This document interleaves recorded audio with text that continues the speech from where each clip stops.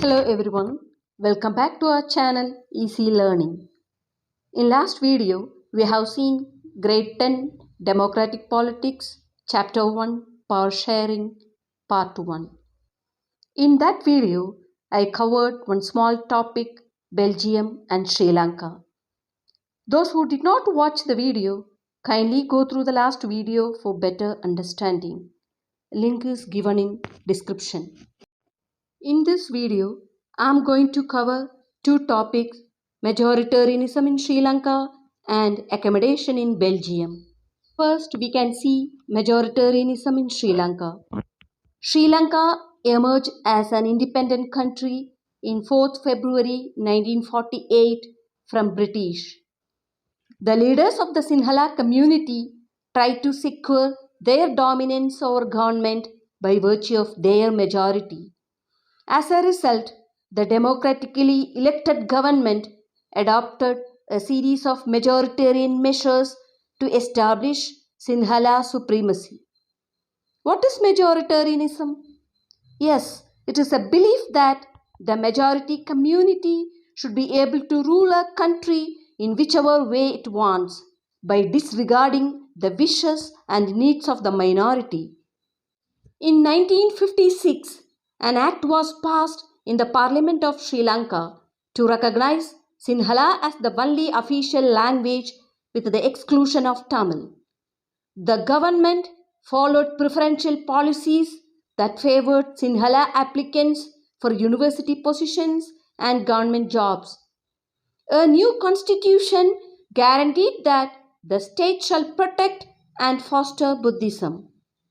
All these government measures, coming one after the other, gradually increased the feeling of alienation among Sri Lankan Tamils. They felt that none of the major political parties led by the Buddhist Sinhala leaders was sensitive to their language and culture. They thought that the constitution and government policies denied them equal political rights, creating discrimination against them in getting jobs and other opportunities, and also ignored their interests. As a result, the relations between the Sinhala and Tamil communities strained over time. The Sri Lankan Tamils launched parties and struggles for the recognition of Tamil as an official language, regional autonomy.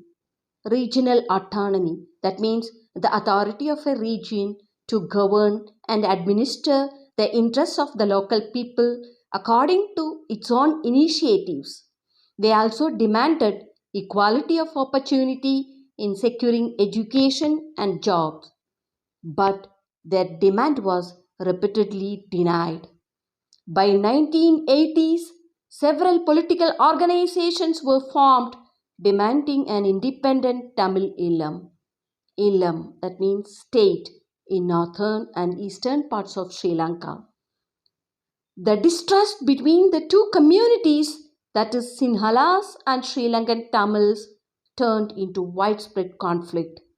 It soon turned into a civil war. What is meant by civil war? Yes, a violent conflict between opposing groups within a country that becomes so intense that it appeared like a war. As a result, thousands of people of both communities have been killed. Many families were forced to leave the country as refugees, and many more lost their livelihoods.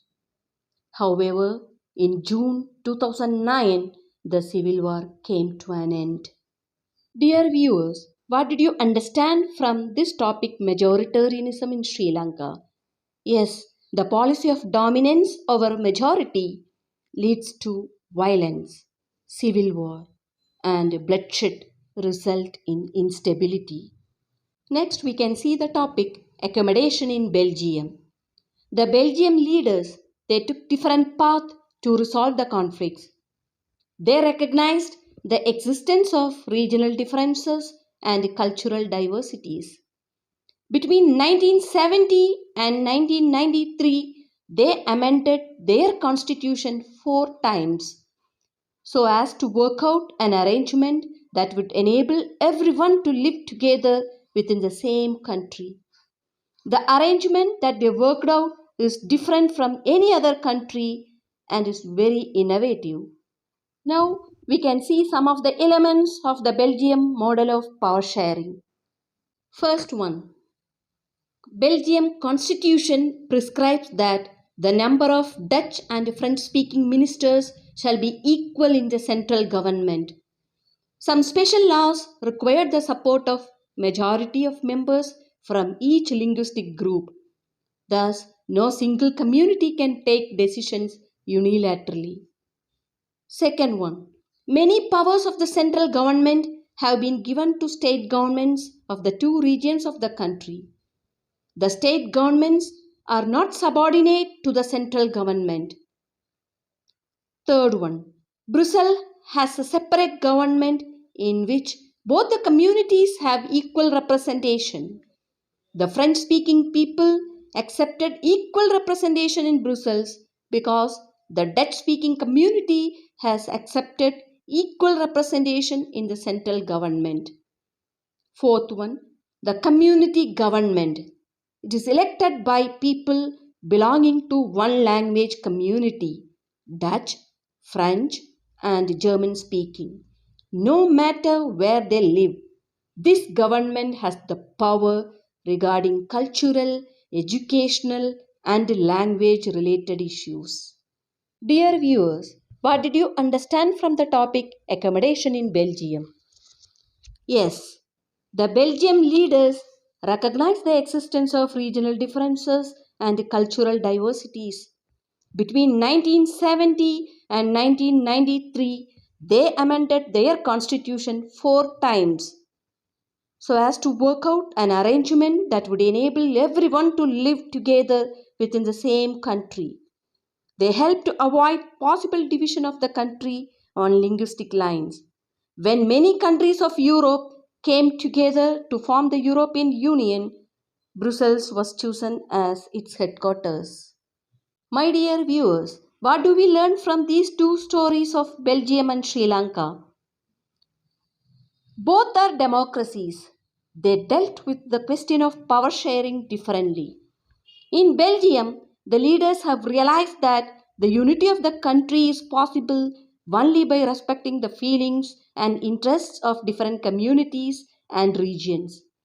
Such a realization resulted in mutually acceptable arrangements for sharing power. Sri Lanka shows us a contrasting example. It shows us that if a majority community wants to force its dominance over others and refuses to share power, it can undermine the unity of the country. Now, I hope you have understood the importance of power sharing. Dear viewers, thank you for watching this video. We'll meet you back in next video. Until then, bye.